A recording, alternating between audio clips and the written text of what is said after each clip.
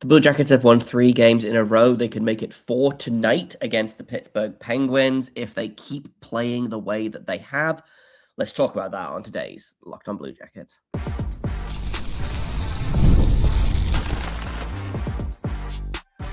You're Locked On Blue Jackets, your daily podcast on the Columbus Blue Jackets, part of the Locked On Podcast Network, your team every day. Hello and welcome to Locked On Blue Jackets, part of the Locked On Podcast Network, your team every day. I am, as always, your host, Jay Foster, here to give you the good, the bad, and the ugly about your favorite team and mine, the Columbus Blue Jackets. Before we get things started, I want to thank everyone for making this your first listen of the day every single day. Locked On Blue Jackets is free and available on all podcast platforms and over on YouTube. I also want to let you know that this episode is brought to you by Game Time. Download the app, create an account, and use code LOCKEDONNHL for $20 off your first purchase. And I also want to thank you guys for making us the number one sports podcast network. Let's talk.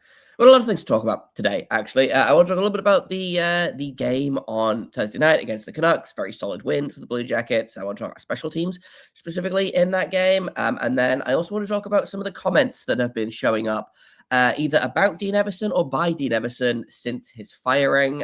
He has, I believe, done 2 interviews since the firing, so I wanted to touch on those. And the Blue Jackets are in Pittsburgh and have a chance to both tie the season series and cut the Metro lead down to a much more manageable amount.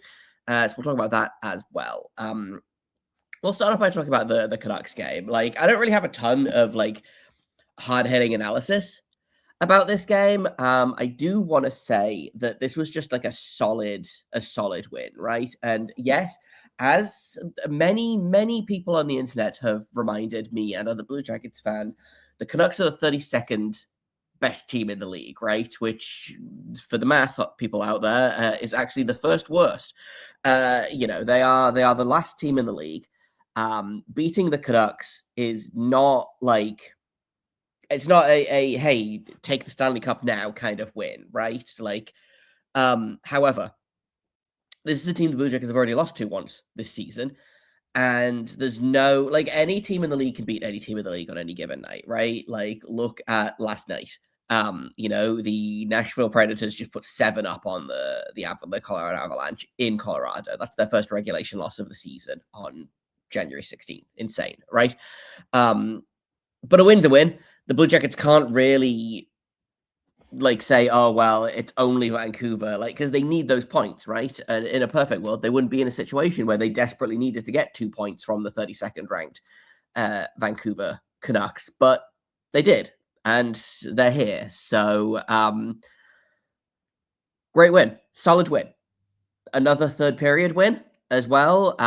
The Blue Jackets outscored it was a 1-0 third period, but it was in the Blue Jackets' favor, right? This is, I believe, the second or third game in a row where the Blue Jackets haven't allowed a third period goal. I want to pull up, I tweeted about this after the game, so I want to just pull up the exact numbers. But I just want to make sure I have things right. Here we go. It is a small sample size, right? I understand this. Since Rick Bowness took over, the Blue Jackets' third period goal differential is 4-1. They've outscored opponents 4-1 in the third period. They are 5-0 in 5-on-5 goals. They actually have not allowed a goal not on the power play or not on the penalty kill in the last 2 games. So again, if you figure out the PK, this team might pop off. They've also gone 50% on the power play as well. They've gone 3 for 6 on the power play. And that all of this, to me, feels like a pretty promising sign, a pretty good sign, right? Again, they haven't been playing the best teams in the world, and we'll talk about the Penguins in a second here, but I think that's going to be a really interesting litmus test, so to speak, of has this team actually made it to another level, or are they going to blow another lead against the Penguins? Because they've done it 3 out of 3 times already this season, and I don't know that my heart can take another. That being said, I wanted to talk a little bit about the penalty kill, specifically, because obviously that's been an area of concern basically all season, and it hasn't looked to improve much against the in the bonus era. They did kill, I believe, a penalty against the Canucks. They went 1 for 2 on the penalty kill. I believe they went 0 for 3 against the Calgary Flames, which again is allowing a power play goal on 4 out of 5 of the last opportunities is not like ideal. But the 5-on-5 play is sustaining it, and also the fact that they're finally getting power play goals is also it makes it a lot more palatable, right?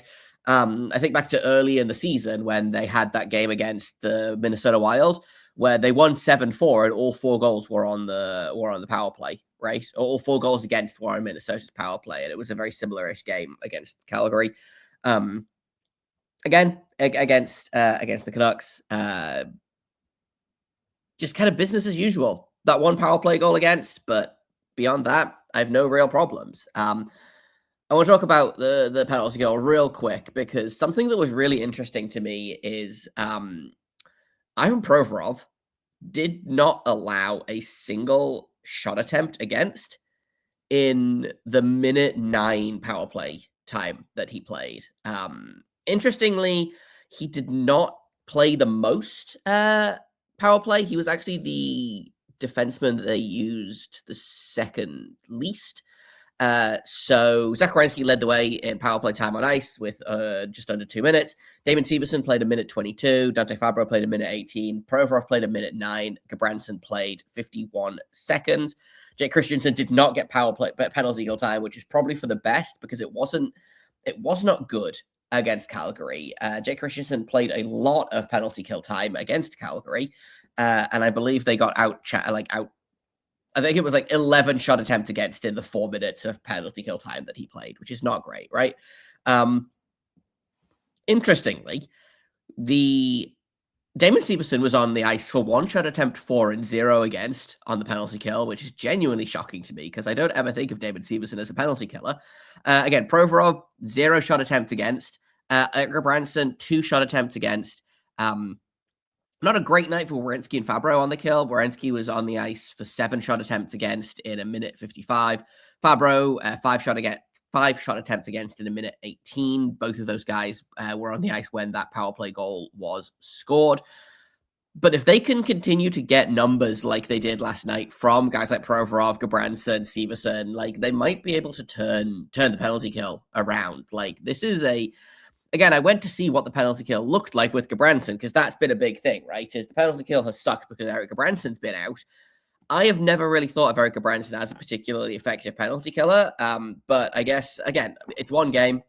I'm not going to sit here and say that, like, the penalty kill is fixed now that Gabranson is back. We're going to need a much bigger sample size than that, but it was promising, right? That was, I liked that. That was good.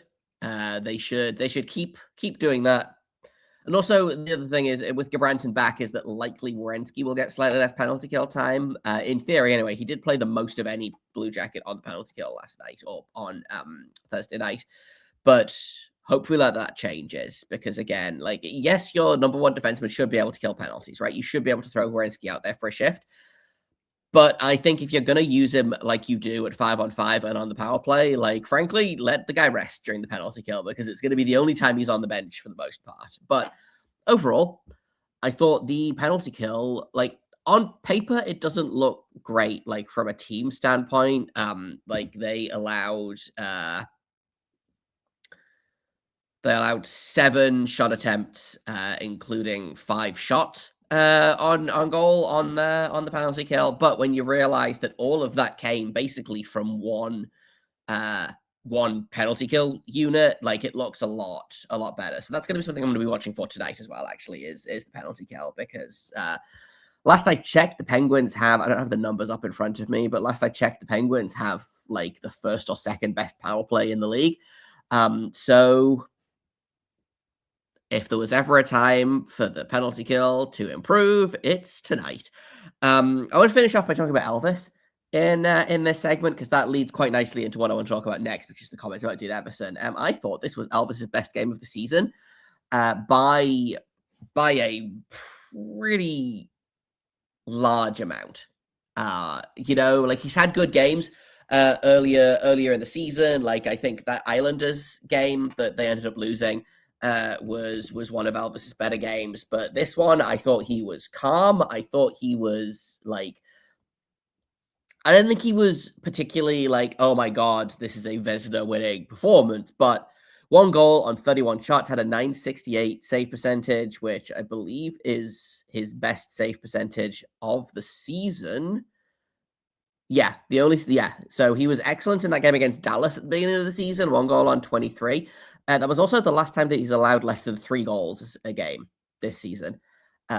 So again, a great Elvis performance, one that they needed Elvis to have. I think there was a lot of, not risk necessarily, but like the Dean Evason was running Jet into the ground because he didn't trust Elvis. I think it's interesting that Rick Bowness has come in and been like, right, well, let's throw Elvis out there. Let's see what happens. And he was rewarded for that with a really solid Elvis performance. So that's great news. I don't know if they'll keep the rotation going. My guess is that it's going to be Jet Graves tonight and then potentially Elvis on, I think, Monday night is the Senators game. Because the tandem was really working for this team early in the season. And then I think Jet Graves kind of ran away with it a little bit. And I don't know if that was the best choice necessarily. But here it is. So I'll be really interested to see what Bowness does with the goalie rotation. It's difficult to say because obviously his most recent coaching experience was with the Winnipeg Jets, where Connor Hellebuyck plays like 60 out of the 82 games every season, right? Or, seasons in which he's healthy. So it's tough to know in hindsight what Bowness is going to do. Or not hindsight is not the word I want, but like it's tough to be able to predict what he's going to do with the goalies because he's coming from such an unusual previous coaching stint with goalies. I know that he has talked about basically just listening to the goalie coach on this, and if the goalie coach thinks that one guy should start, he's like, yeah, sure, sounds good. So I guess the goalie tandem rests in Nicholas Backstrom's hands, which I don't hate. Something else that's interesting about Elvis is his post-game interview. His interview on the bench with Jody Shelley, which I thought was hilarious and has ruffled some feathers, I think. But we'll take a quick break, and then I want to talk about things that players have said now that Dean Evason is gone, and I want to also talk about what Dean Evason has said now that he has broken his silence. So we'll do all of that in just a second here on Locked On Blue Jackets.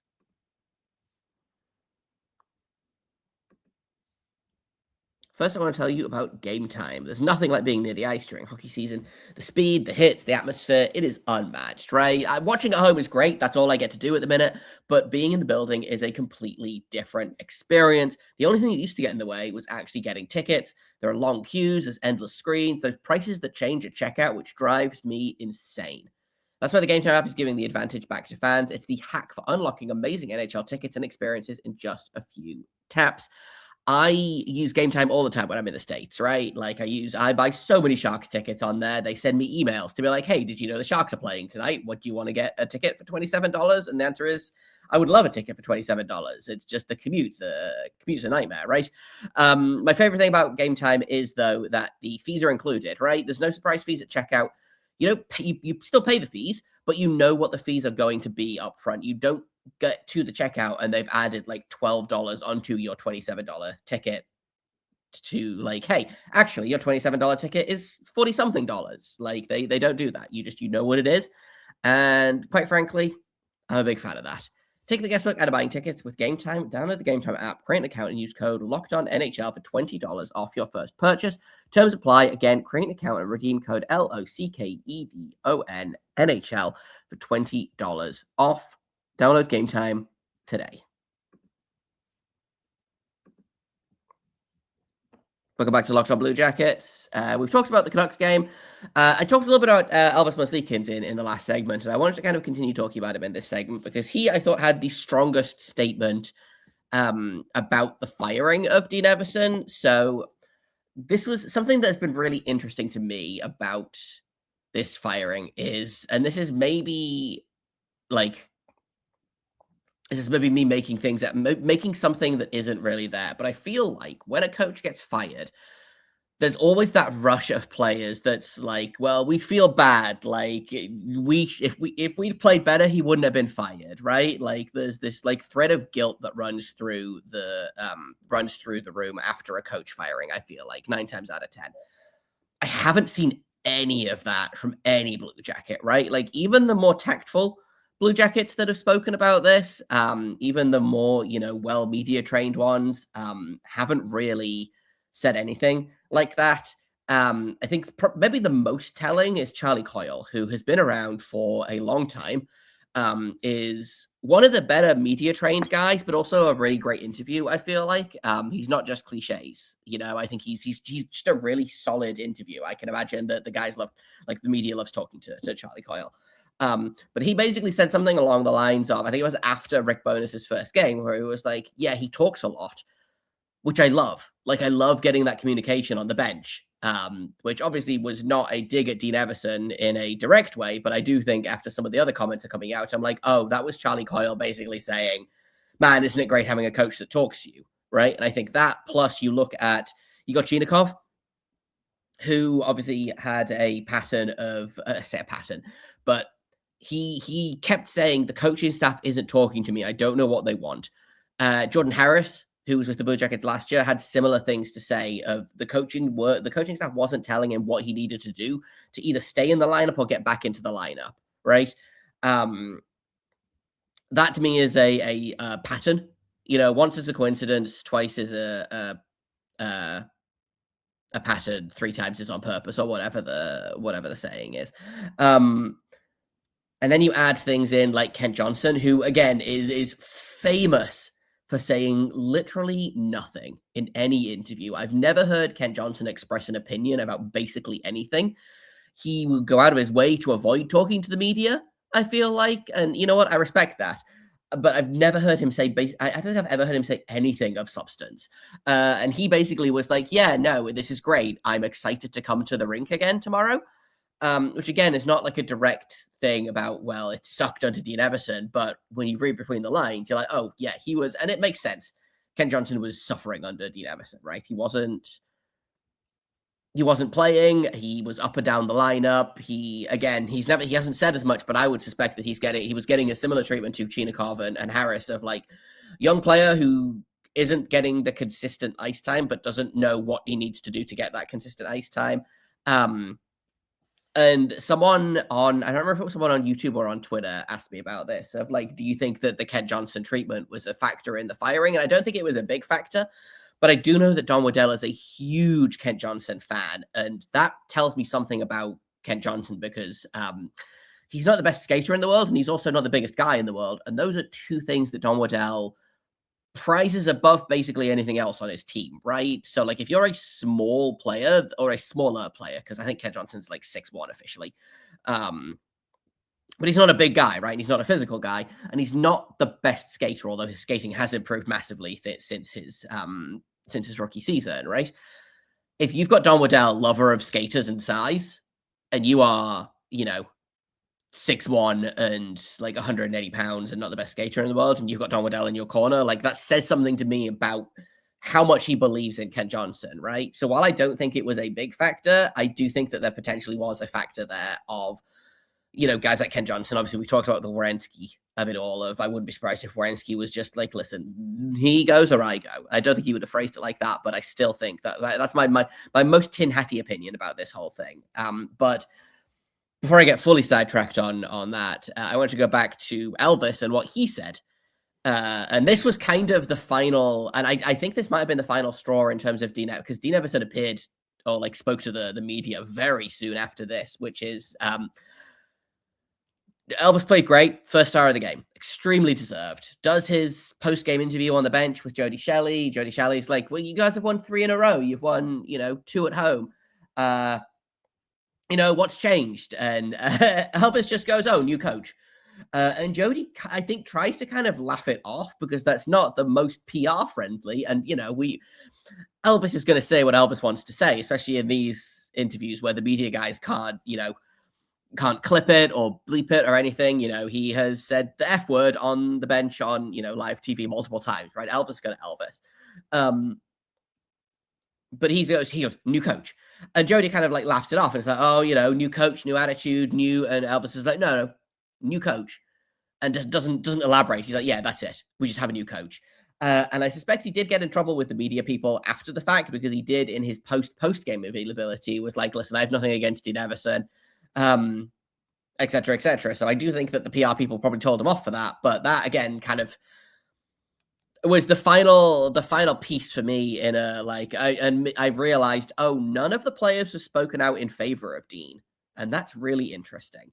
Of course, after this, Dean Evason spoke to The Athletic, spoke to Aaron Portzlight, and he also spoke to Michael Arace formerly of the Columbus Dispatch.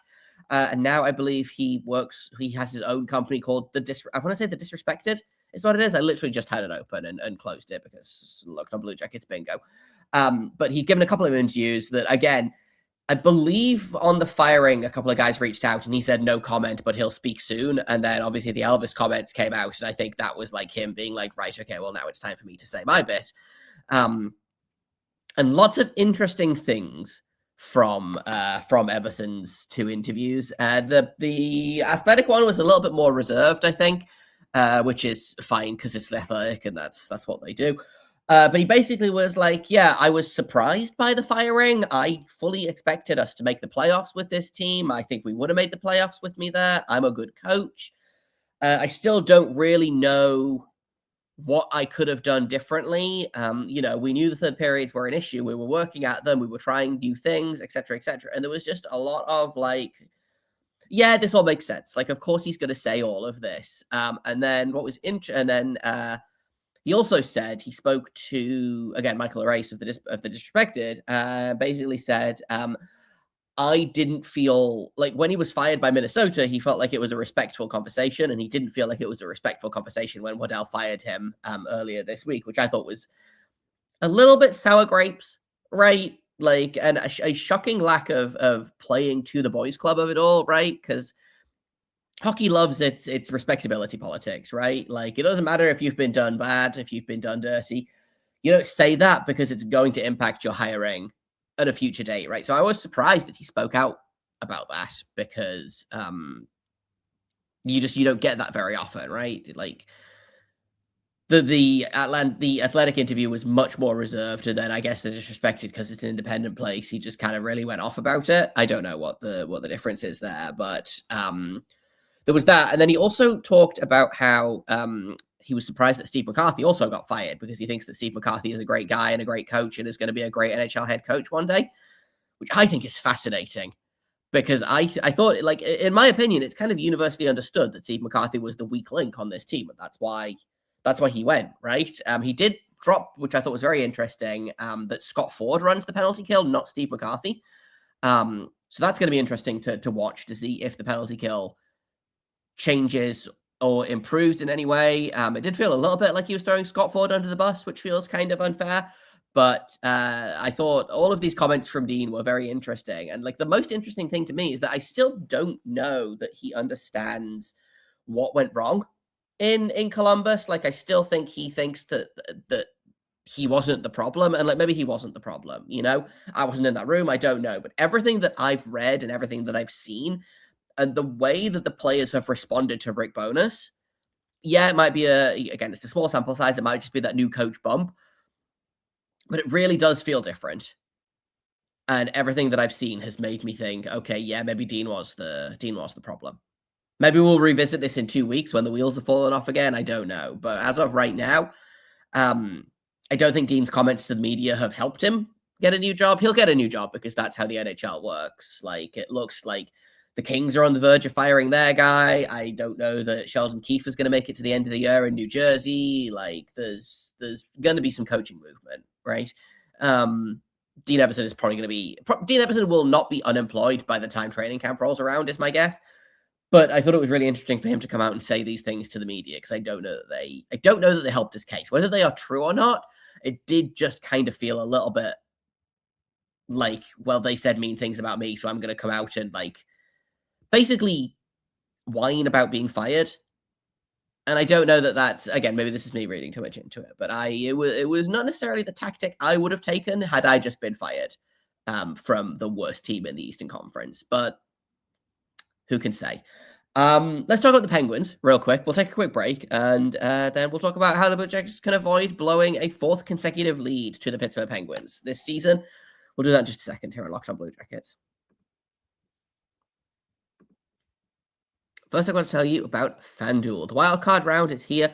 FanDuel is officially in playoff mode. Every game day during the NFL playoffs, FanDuel is giving new customers even more ways to get in on the action. Because right now, every NFL playoff game day, FanDuel users get a profit boost pack waiting for them inside the app. Each game day, you're going to see a pack loaded with multiple profit boosts that you can apply to the bets you like the most. They let you lean into your game day instincts, right? Whether you're backing momentum, defense, quarterback play, coaching, there's so many different ways that you can make money betting on the NFL. And FanDuel is going to let you make the bets that you want and then give you a little bit more juice on those bets instead of making you bet on something new, right? Like it's letting you double down on your feelings, which I am a big fan of. Every play feels bigger, and the boosts make your bets feel that way too. All you do is make your picks, then apply your profit boost, then go after even bigger payouts while the playoffs get rolling.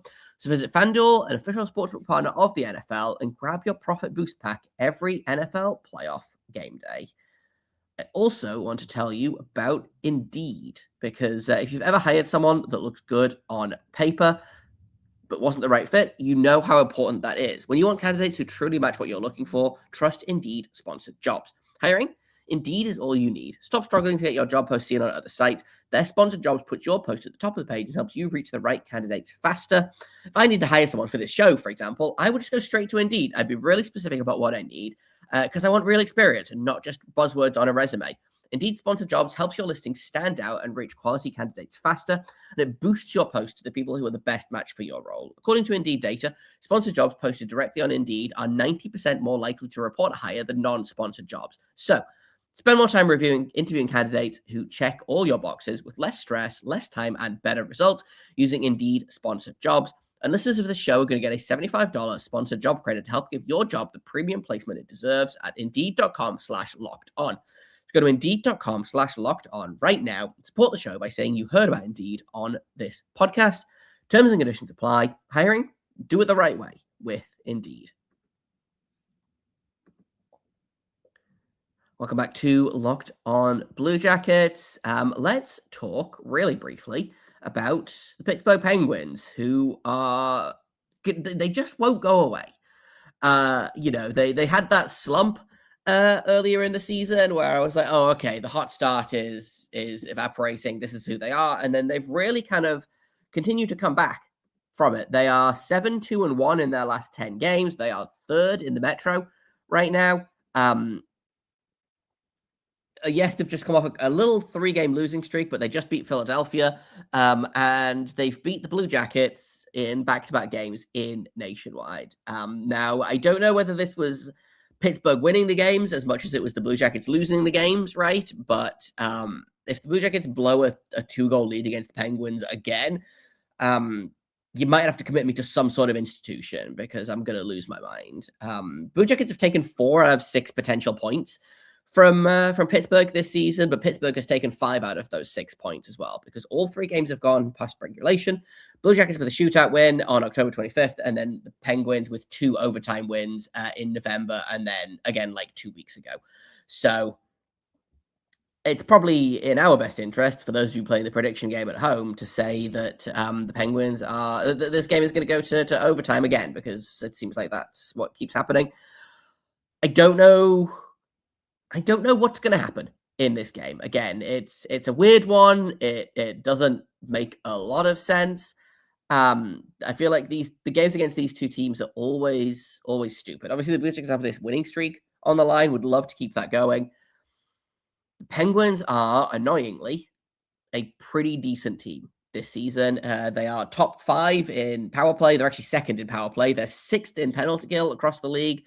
They're 10th in goals against per game, which is kind of surprising to me looking at the goaltending on this team, which does lead me to believe that probably they're just limiting a lot of shots.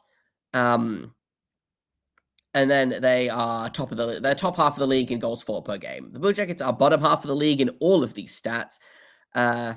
Even with the improved power play recently, they're still only 17th. Would love to see the power play continue to keep going. The The penalty kill might be a problem tonight. That to me is a big area of, we love to say it on this show, right? Please don't do crime. Please stop doing crime. If you do crime tonight, it's going to burn you because the Penguins are clipping at almost 30% on the power play, and the Blue Jackets are just are not killing. They're just not killing anything, which is so frustrating and feels like a really solvable problem. I don't know if it's a problem that's going to be solved tonight. You're going to have to win this at even strength. Getting a power play goal would be great. If you can win the special teams battle, then that's great, but you're going to have to win this game at 5-on-5, in my opinion. I think it's going to be Jack Greaves tonight. I don't know who it's going to be for the Penguins. My guess is probably Stuart Skinner. He seems to be the de facto guy. I believe he was in net for the win against Philadelphia. It looks like he's played 4 games so far in January, and Artur Shilovs has played 4 games as well. So actually, they might just be doing the tandem thing. So we might see Artur Shilovs tonight, and he has not been great against Columbus. So he played them on January 4th, 4 goals on 25 shots, but still somehow got the win because of the meltdown TM.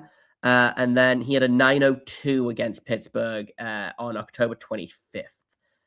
4 goals on 41 saves, and that was the shootout loss. It must have been Tristan Jarry who played the November game because it wasn't Shilovs. So they might play Shilovs tonight. Either way, the Blue Jackets have probably a better goalie. Skinner's got an 894 on the season. Shilovs has got an 892 on the season. Jack Greaves is sitting there with a 908. Continues to be a top 10 goalie in this league, Jack Greaves. And I think now that they're not playing him into the ground, you're going to get a better result from him. Not that he hasn't been good during this period of time that they were, again, running him into the ground, but it can only help if he's not playing, 8 games or 5 games in 8 nights or whatever that insane stretch was at the end of December, beginning of January.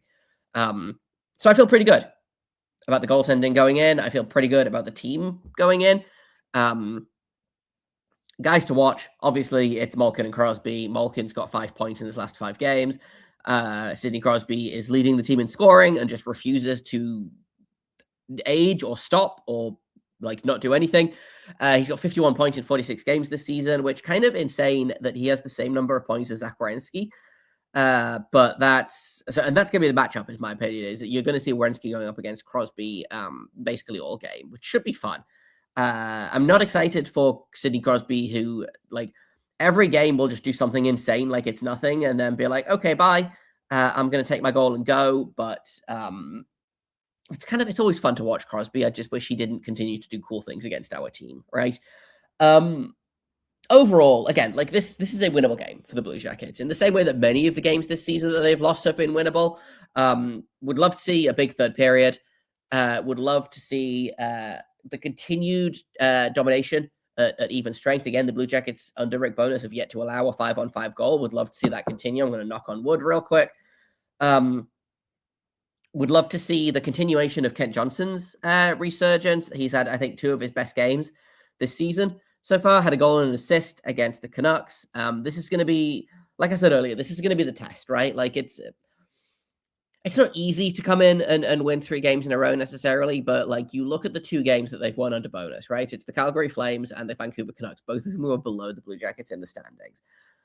This is the Penguins, who are, I believe, 5 points above the Blue Jackets in the standings and are also, again, 3rd in the Metro, whereas the Blue Jackets are 7th in the Metro.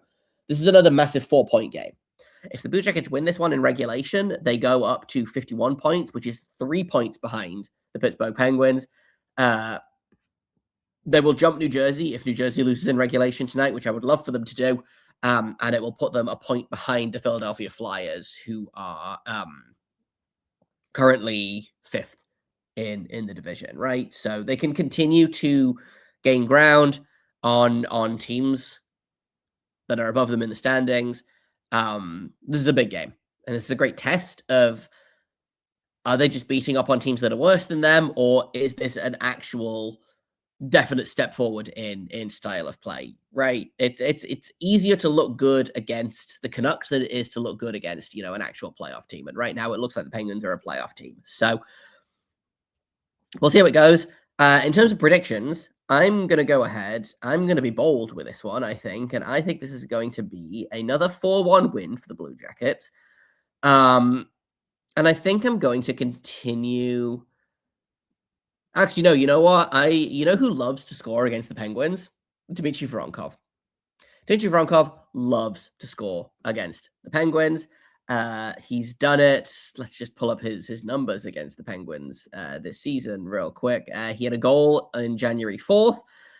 He didn't have a goal against them the second game of the season, but he had 2 goals against them. He's got 3 goals in 3 games against the Penguins this season. I believe he did about the same last season as well. So I'm going to go ahead and say that a Dmitry Voronkov goal is on the cards. At least one. Maybe it'll be a power play goal. We might get lucky, but that's my thought, is a Dmitry Voronkov goal and a 4-1 Blue Jackets win. It's my final answer. Every day is, the drill. Put your Blue Jackets anytime goal scorer down below and put your final score prediction down below as well in the YouTube comment. There's going to be a tweet going up around about the time this episode goes live, so you can put your predictions there as well. And we're getting close to the 50-game mark, so we'll have another scoreboard update for you then. Guys who are new, we're doing a game this season where if you beat me in this prediction game, then you're going to get stickers. And if you win the whole dang thing, then you get a gift card of some kind. I haven't decided what yet because I don't know who's going to win. So we'll figure that out later. But that's what's going on with the prediction game. So if you haven't got involved yet, there's still time. And until tomorrow, which is when we'll break down tonight's game, we will break down tonight's game on the Monday episode of Locked On Blue Jackets. Excuse me, I forgot that it was a weekend. And we'll do the good, the bad, the ugly. You know the drill. Go to lockedonbluejackets.supercast.com if you want to sign up and be a real everydayer. For $5 a month, you're going to get ad-free episodes of this very show. You are going to get access to the exclusive Discord. You are going to get access to a merch store as well. All of that $5 a month, which I think is a pretty good deal. So go to lockedonbluejackets.supercast.com or the link below in the episode description. And like I said, $5 a month, really not that bad, in my opinion. Thank you for listening to this episode, making it your first listen of the day every single day. We're free and available on all podcast platforms and over on YouTube. We'll be back on Monday with a breakdown of tonight's game. And until then, make sure you stay locked on.